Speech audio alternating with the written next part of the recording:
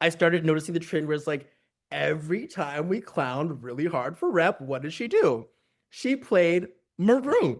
That's what all of you guys get. Talk about Gaylors all you want to, but you guys can come for me the moment you get rep TV. It was like the one thing that Swifties wanted. And so now people don't clown for anything Taylor Swift anymore. They only just clown for Tavis. If you're not a Gaylor, what do you clown for now? You only clown for a wedding. Like, do you Yep. guys care about any new music she puts out? Yep. Or is it just wedding?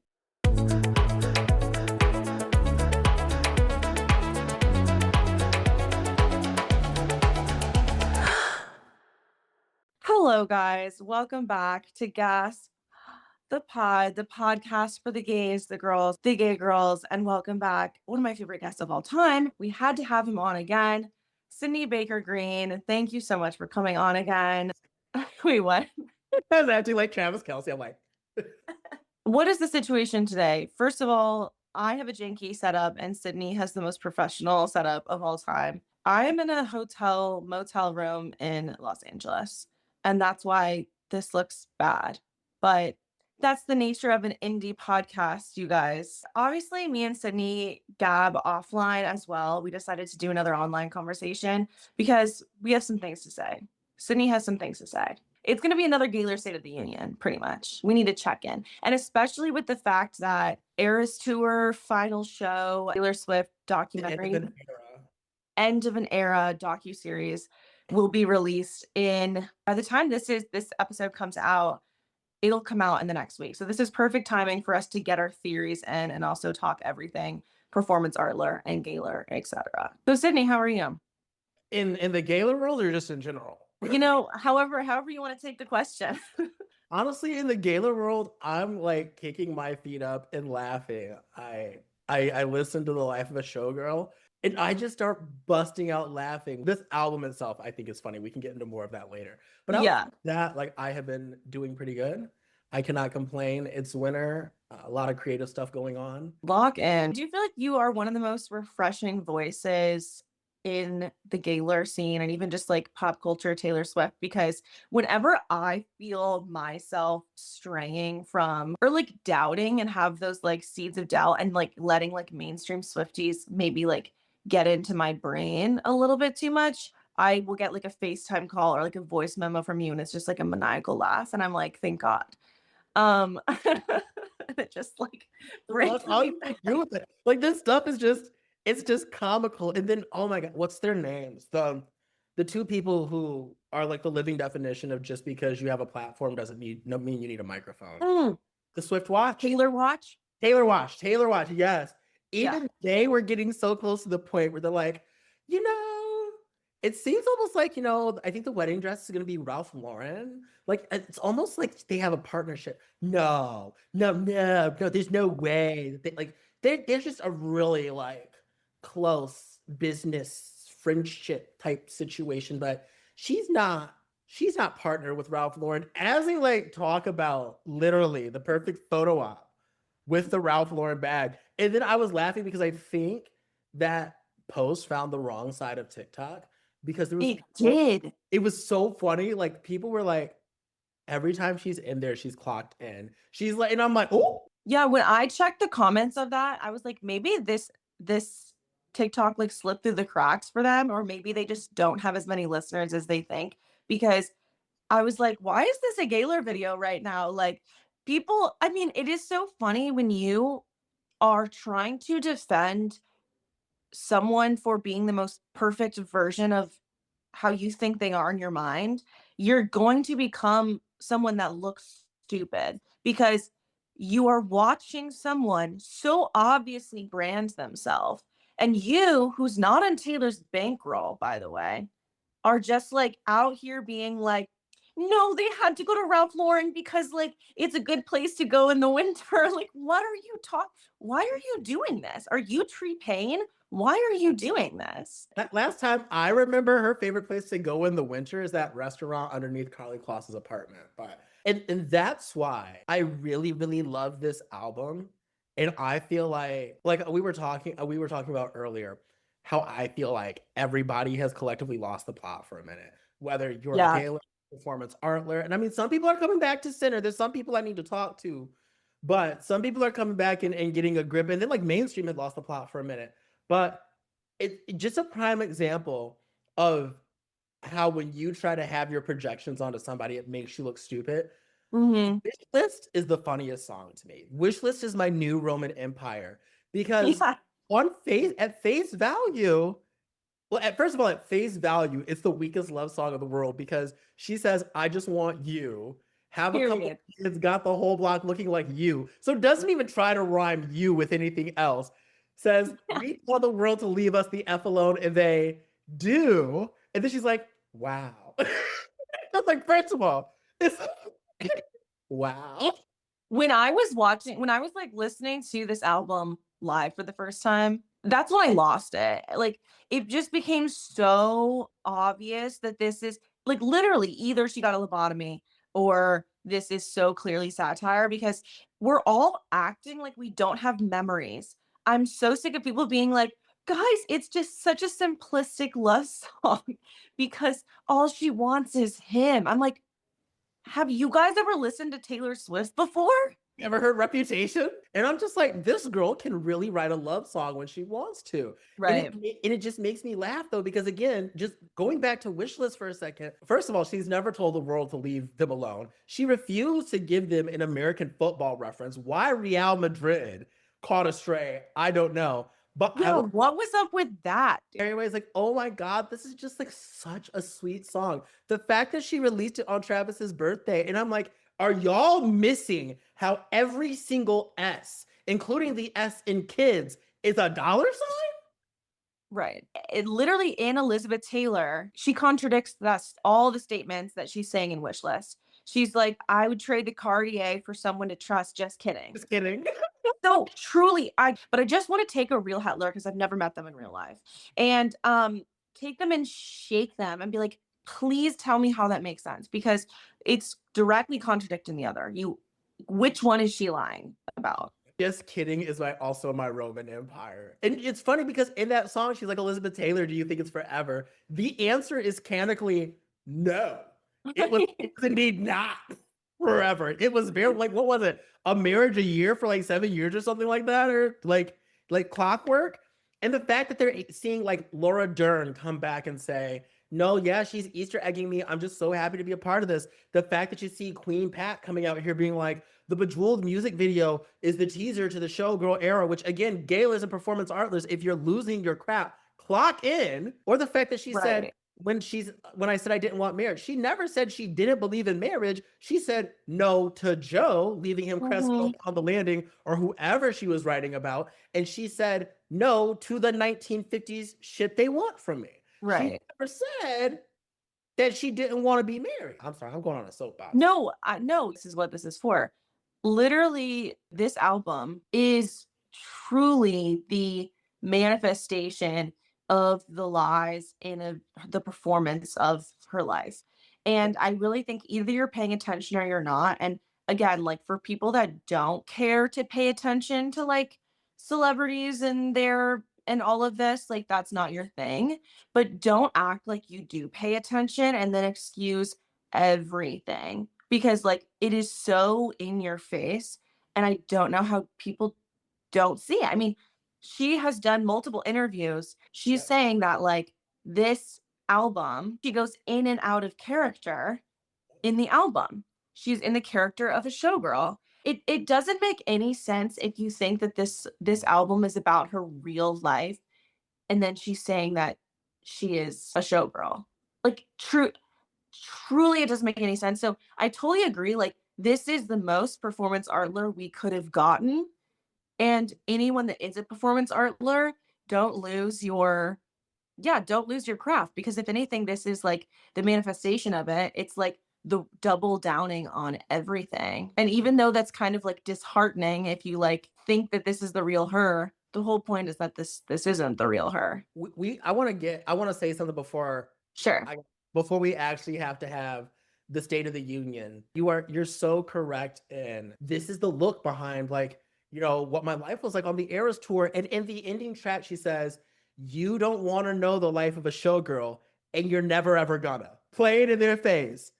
Pain hidden by the lipstick and lace. Sequence are forever. How is she happy again? Everyone's like, "Where's the Eras Tour song? Where's the song talking about the Eras Tour and performing?" You know what I mean? Because everyone's like, "Oh, I'm missing that aspect." The entire album is that. Taylor Swift has done this amazing thing that truly, if you don't look past, and it honestly goes beyond Gaylor, a certain lens, you're going to miss it, is that she puts in a lot of different songs about many different things and uses a romantic like muse as the way to communicate that message because she knows it's kind of like Sarah Bareilles' love song that she has to give them a love song. She needs to give people the love song. She wants to write about other things in her life. She did that with the greatest the smallest man who ever lived. Everyone was like, that's Maddie Healy, that's Maddie Healy. And it's the one time where I'm gonna be like, no, actually that is about Scooter Braun. Are you guys listening? This album is about her public life. It's not about Travis. Like if you think about things for more than 1 second and take away the romantic muse, it just makes a lot more sense. Like this whole album is talking about her performing and being a showgirl and like giving the people what they want and like going in and out of character. Giving them what they want is so important too, because when I heard the lyrics to this album, I'm like, oh, this is a Hetler all in my comment section. Every single comment that I've gotten from a Hetler is a lyric. It is out sometimes word for word. Right. Have a couple kids, settle down. I Like, truly think she went through comments and like copy and paste it. Because when last time you came on the podcast, we talked about this too, how disgusting Hetlers can be. And I say Hetlers because I do think the majority of like Swifties are like kind of normal and like maybe just aren't so insane. Like the reason why I think there's so much of a Hetler Gaylor feud is because Hetlers get into my business. I don't even care what you think. Just leave me the fuck alone and let me have my own theories. Like, leave me the fuck alone. But they say the grossest fucking shit about her getting dick down. And I think Taylor saw these comments, copy and pasted them, and put them in Wood because yeah, she literally wrote an album with the lyrics that people had already written in comments. And that's why it took 2 seconds to make this album. exactly. And Yeah, that's why it feels like it took 2 seconds to make this album. right. And that's why the lyrics aren't good because they're not her lyrics. Yeah. And I guess we can kind of start transitioning into how it's like, Gaylors who have lost the plot and Yeah. performance artlers who have lost the plot and are starting to fall for like who are holding two conflicting thoughts of, I think this is a performance, but I also think this is Taylor because it's going against what I'm comfortable with. And this is why I'm friends with you because it's so important to be reminded because I sometimes lose the plot. And then it's like, if Taylor, because she is living all of her life in order to be liked, to have a certain vision of herself, why would she stop that now? Like a lot of people are like, would she really lie about all these things?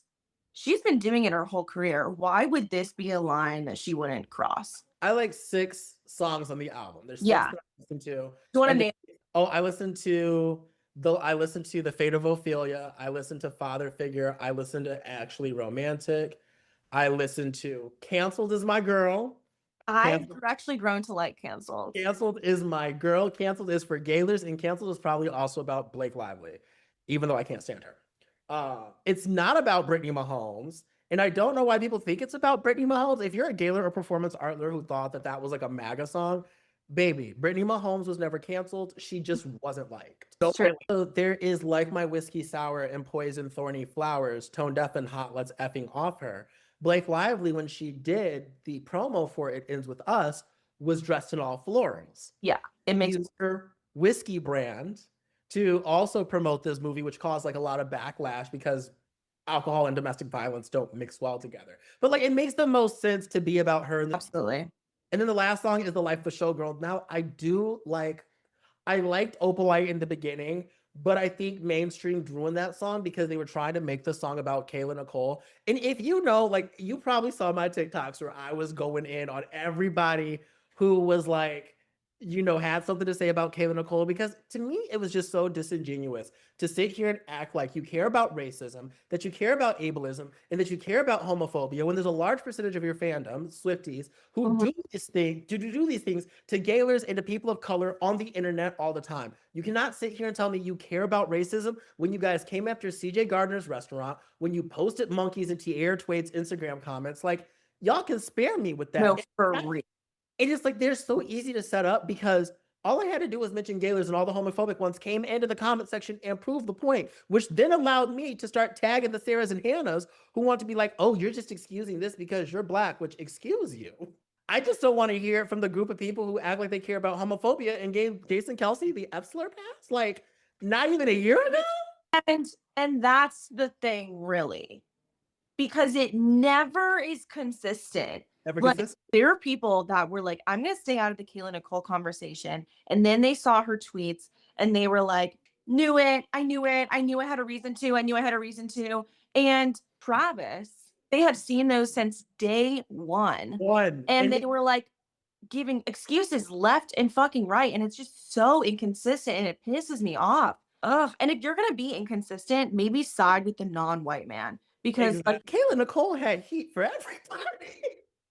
And I'm like, I read her tweets and I started laughing. I'm like, dang, she really, that's not right.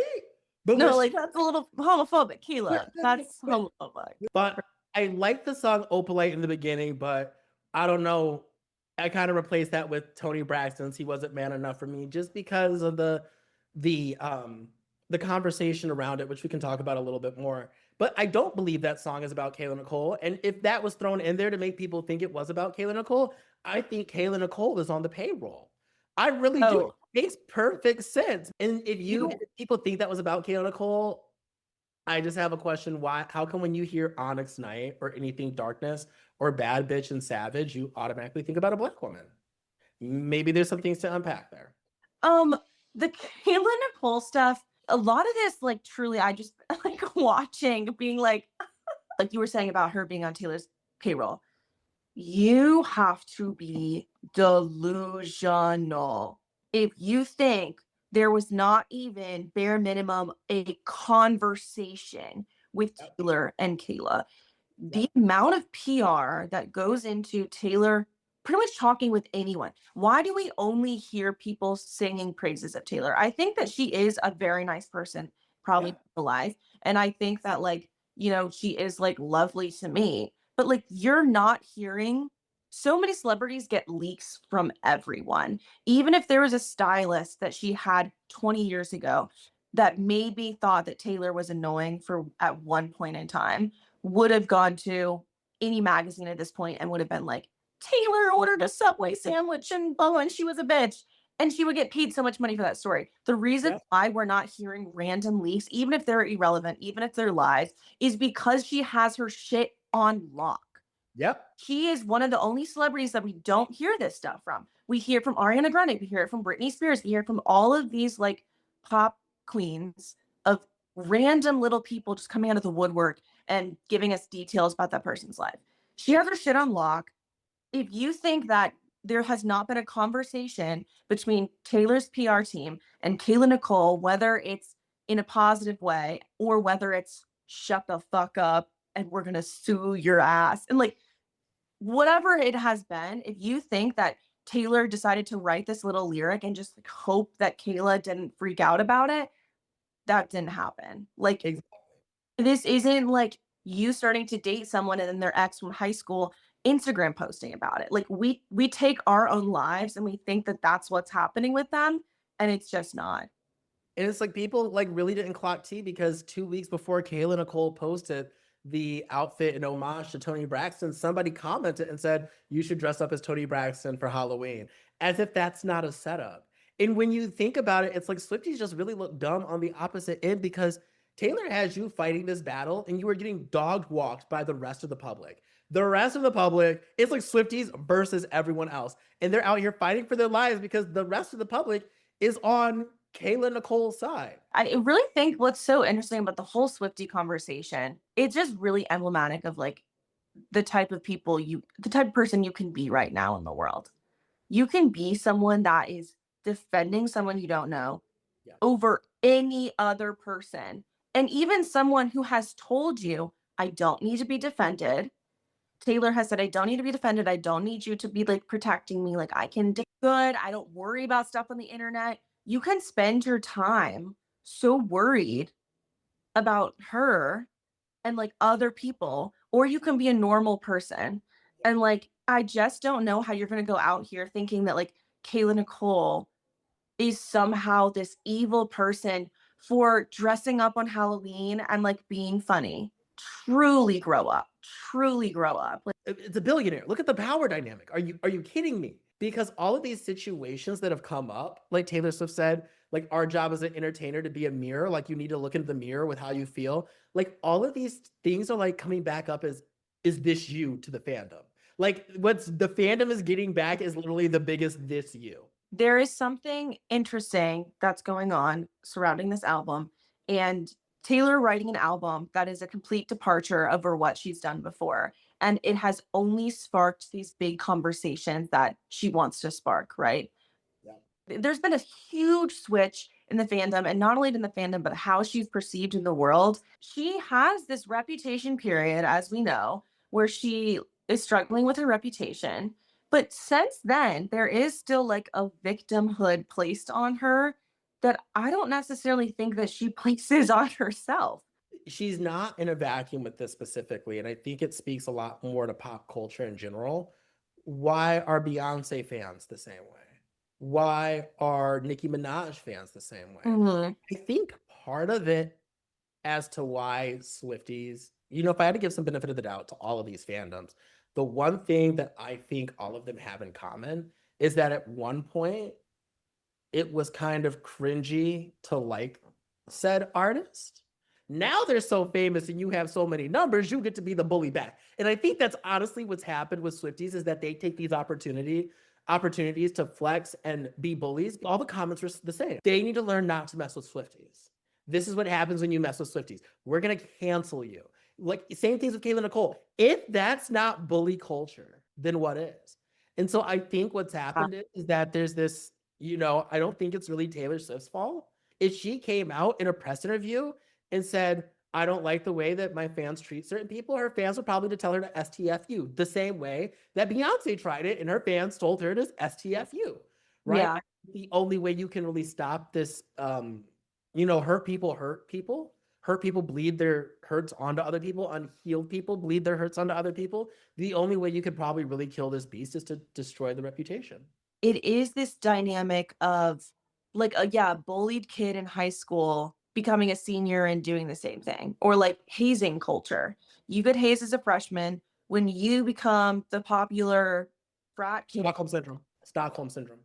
yeah, are you just gonna decide, no, we like equality now? No, you're gonna haze them right back. Like there is this feeling of we have this righteousness on our side because we were with Taylor during the time that the world hated her. And so therefore any Which no, they were part of the world that hated her, but and no one talks about that because who who were all the millions of people that were added onto the fandom? Like they didn't come out of nowhere. Yeah, it's this like we were the victims, therefore we get to now decide who the victims are. The only way to destroy and to change this dynamic, which is a super toxic dynamic where like Taylor has lost her own kind of control over her fandom a little bit.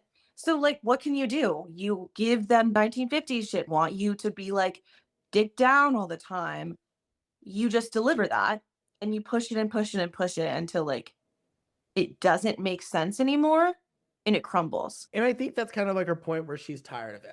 I think Taylor Swift is also super disappointed that she has created a culture of I'm teaching you guys to look at Easter eggs and they can see every single Easter egg except for the one that makes her authentically her. Whether you want to look at the Lover album, they completely missed the plot. They missed the biggest Easter egg in, like I said, Wish List, where all the dollar signs are.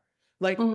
like those things are like bold in your face, and that's why I think back a lot of the times to that song "You're Losing Me," which is how long can we be a sad song till we were too far gone to bring back to life.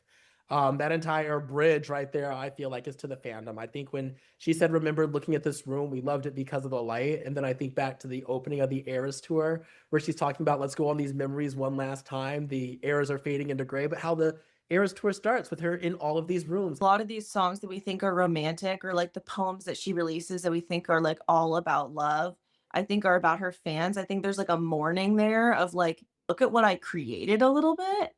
Yeah. And she probably feels such a disconnect from how people kind of think she is. And that's a concept she toys around. She toys a lot around with. Did I say that? She toys around a lot with. And that whole concept really comes down to what Gaylors and performance artlers have been talking about, which is like these multiple tailors.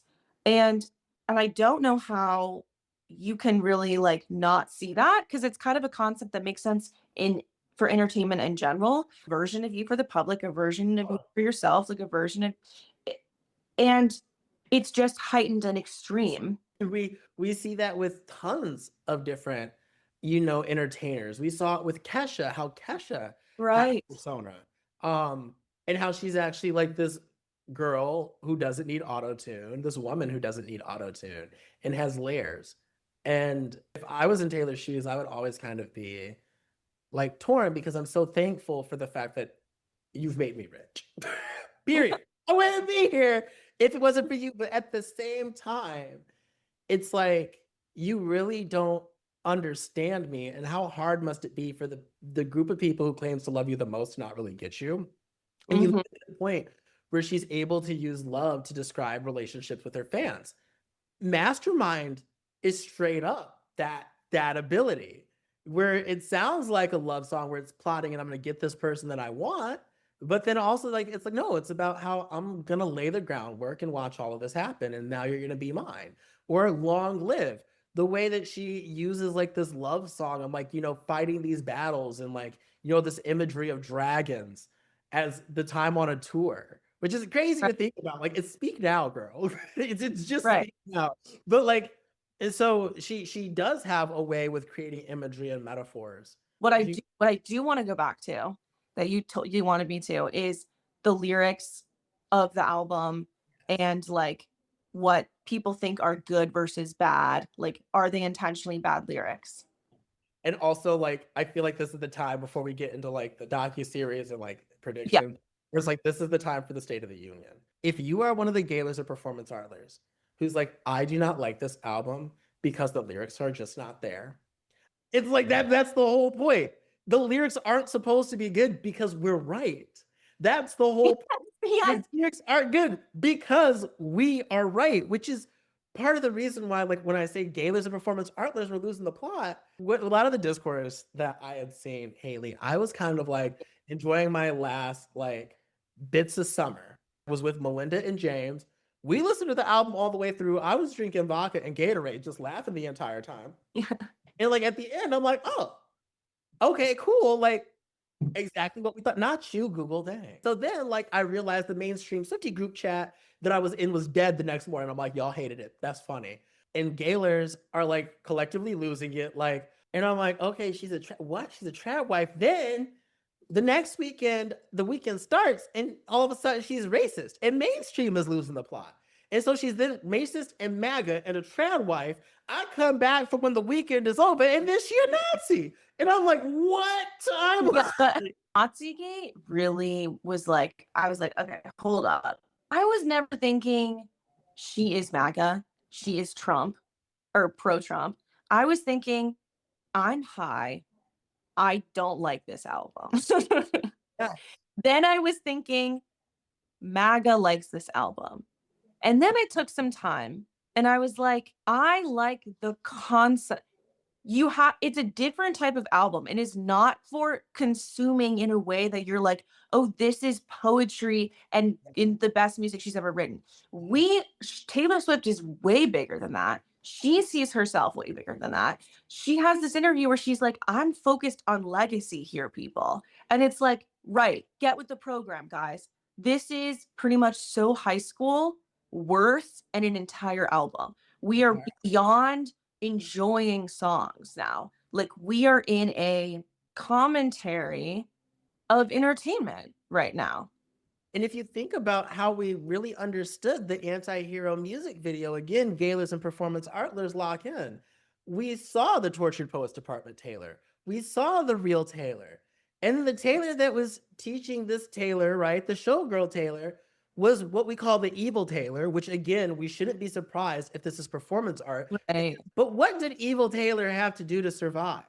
She literally molded herself into everything to make the fans like her. She became the most palatable version of herself. So why would we be surprised if that Taylor is getting personified, right? If she's bringing this character to life, that's what this album is. We Mhm. got the Taylor. I feel like we got the real Taylor at Midnights, to be honest. That sounds like that girl. We got the TTPD version. I was a functioning alcoholic till nobody noticed my new aesthetic and then proceeded to watch her get drunk at all of these award shows and say nothing. And I'm not saying that the girl had alcohol in her drinks, but like the fact that her fans aren't like, hey, Taylor, girl, you good? You okay? Why are 'Cause you always drinking in these public occasions you are with your boyfriend at? exactly. Showgirl Taylor, my light just died. Um, I'm gonna try to shine some light like onto you. Like, does this help? I'm dead because I would be like, yeah, that works. Whatever. It's just gonna die and that's okay. She is turning into the type of person that she presented in anti-hero music video. Literally, like the person that we see, the one who's like drinking and taking shots. I mean, that is so clearly showing like this is the girl that is the evil one. And what does an evil person do? She doesn't talk about politics. She makes people think that she is kind of a trad wife. And at the end of the day, I do think that Taylor is doing that intentionally. You can debate if that's moral all you want, but like, I do think this is part of her plan. And maybe she honestly, when she set this out 4 years ago, I don't think she was necessarily thinking like, oh, is Trump gonna win in 2024? You know? The other part about it is, if you believe this is performance art and you have a hard time with her not saying anything politically, or if you think this is a bit and she's about to pull the rug underneath everybody's feet with this PR relationship, I don't know how people are so hard pressed to realize that that doesn't then force people to listen. Honestly, though, if you really want to think about the message, right, that Taylor Swift would be sending with this whole era of performance art, if you think that she is doing performance art, it's how easy the media can take control of a narrative and paint a picture for you to consume. And that's what you were forced to believe because she's done the exact opposite of what all the articles said, but yet they're still forced to consume this. So she has all of these people invested, pulls the rug out, and then explains, yeah, actually, this was performance art. All of it was fake. And there was a point that I was trying to prove. Here's a little bit more of the real me. Now you're forced to listen. I understand a lot of people have the perception that the NFL is MAGA. And I think we got to clarify a couple of things. Majority of those players are black. Mhm. Travis Kelce was one of the few people who actually kneeled once they find Colin Kaepernick and continue to do so. Did we forget how they teed him up with Pfizer? It's like, remember the Reputation prologue of if there wasn't a picture of it, then it didn't happen. If you really think this is performance art, then there's a point where it's like, it's designed to get you to question things. And maybe we have to caution ourselves to not fall for optics. Yeah. And I do think, as much as you were right, that the whole Reputation is not going to be released. She did say she would release the We vault get those vault tracks. No, we get in those vault tracks. I think Cancel was a vault track because just what you said right there, it's easy to love you when you're popular. The optics click, everyone prospers. But one single drop, you're off the roster. Tone deaf and hot, let's fucking offer. I'm sorry, but Titan University? She's absolutely foreshadowing, I think, a Reputation ×2, except this time it's like on purpose and last time it wasn't. What if the first time it was on purpose? Love. Everyone loves a redemption story. Yes, and think about like the whole Kayla Nicole of it all, and thinking people are on the payroll. Everybody got their fan base where they wanted them. The Kardashians got the people who loved them. Kanye got the people who love you weren't gonna really go outside of your groups anyway, and so everybody just kind of got Their fan base is riled up because you were gonna hate each other anyway. I think she's mastered the ability to weave around a narrative Yes. and figure out what works for her. And a lot of that is in order to stay relevant as a female artist. And a lot of it is really genius. You dug me out of the grave and saved my heart from the fate of Ophelia. Who was Taylor Swift digging up out of the grave in the beginning? She was burying the old Taylor. I think it's an interesting thought because Reputation, one of the main reasons why Taylor not profited, but personally it was beneficial for her to be canceled is because she went off the grid for a whole year and got to be with the person that she loved for a whole fucking year. And I do think it's interesting that before the whole Kanye situation happened, Kissgate happened. How are we going to find a way to be together if we're constantly going to have cameras in our face? You need to go off the grid for a year. And then we have a similar, like the tie between Carly and Kanye, those two dramas happening at the same time is interesting. And then we also have The Masters and Lover coming out right around the same time. Politics and gender roles, and you're not sure, and I don't know. Yeah. No, I think it's interesting. And I just like the fact that now we're not getting Reputation and now she's getting canceled. And so maybe she wrote a crappy album and didn't expect it. Then why is there a song about cancellation? Why is there a whole poem being like, they're gonna tear me apart if you're at the peak of your happiness? But Right. like then again, she's like, I've wanted to make this album for a really, really long time, which kind of is bit like I've wanted to like burn this down for a while. I just think I'm kind of ready for it. And like you said, foreshadowing a cancellation, I think it comes back to I'm gonna get you back, where it's I can feel it coming, humming in the way you move. Push the reset button. We're becoming something new. Era's fading into gray. Whatever it is that she wants to accomplish, the eras have to fade into gray. I've been wanting to make this album for a very long time. Yes. I don't know about your definition of a very long time, but I would say that that's longer than 2 years. Oh yeah. I would say that's longer than a year and a half, which when she wrote this album, she had been with Travis for maybe a little over a year. When she said that she wrote this album, she said summer of 2024. They started dating summer of 2023. They had been together for 1 year when she's writing these songs. When she's saying she's writing these songs. So she's saying, I've been wanting to make this album for a very long time. The entire album, Swifties are saying is about Travis. They're saying every single song is about Travis. Mhm. So what the fuck are you talking? That's another lie. If you think she's writing the album about Travis, then one of them isn't true. Gotcha. Yep. Should we talk about? I think the docuseries is what we should talk about. Yeah, it might be her perhaps final chapter or maybe cementing chapter. And she says it like the final era or like. No, she says the only thing left is to close the book. To close the fucking book of the eras, you guys. The eras are done. It goes back to the manuscript. Yeah. The years pass like scenes in a show. The professor said to write what you know, looking backwards is the only way to move forward. Then the actors were hitting their marks.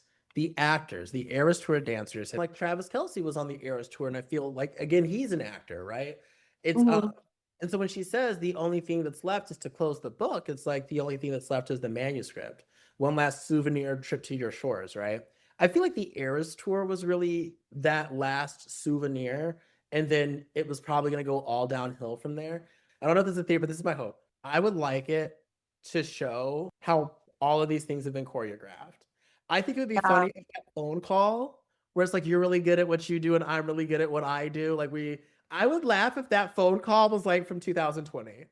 Dude, or if the phone call was like, yeah, like you're performing on stage, we both perform or there's going to be something in there. Like if you think that she is performance artlering, of course Travis is going to be in it. Because if he wasn't in it, I would be like, are they real? I think that fans are going into it with this it's like the same bait and switch.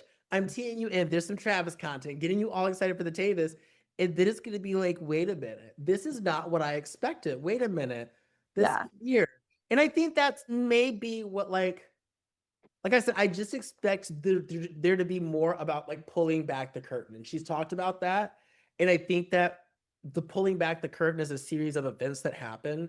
You pull back the curtain and who is it? The wizard who's been choreographing this entire thing. You pull back the curtain and it's not a love story. You pull back the curtain and it's Taylor Swift, the mastermind. Because she starts off, people think that talk about phenomenons as if everything just falls into place. And I think she's gonna show how, like, no, everything did not just fall into place. Everything was perfectly planned. Like, We are going to get footage of something involving the friendship bracelet. and I think that's kind of like, I think it's gonna blow up the timeline in some way. I guess that's my thing. I Yeah. don't know how, but it's gonna blow up the timeline. It's probably gonna blow up the Maddie Healy timeline a little bit too.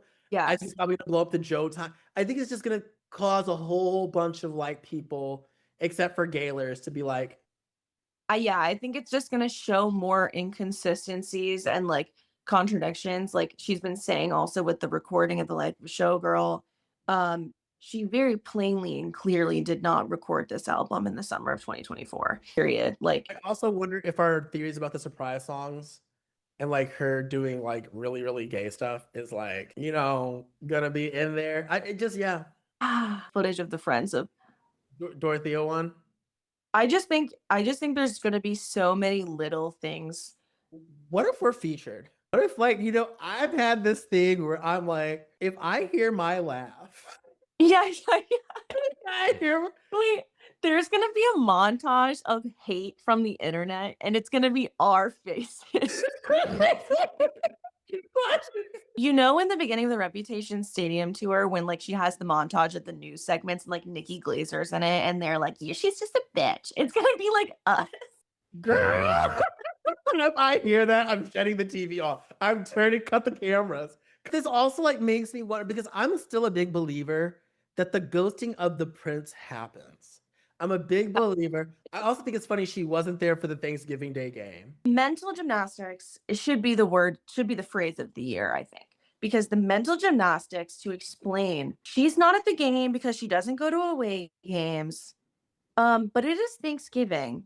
And by the way, you're telling me she can't go to away games because of security, whatever the fuck. Meanwhile, she's out getting dinner. She's out on the street. She's out at new places in new cities she's never been to all this. She had the whole fucking black thing So, covering her in the stadium, but she wouldn't do that.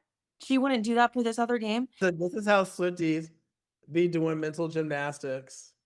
No, for real. All these little like articles popping up recently being like, Taylor and Travis are fighting. Taylor and Travis, the wedding like plans are like Taylor changing. Swift. Like I said, I'm a big fan of the ghosting of the prince happening. I think it would be funny if it happened before the docuseries came out because then Swifties are gonna have to watch it knowing that they broke up, which would be the funniest thing in the world.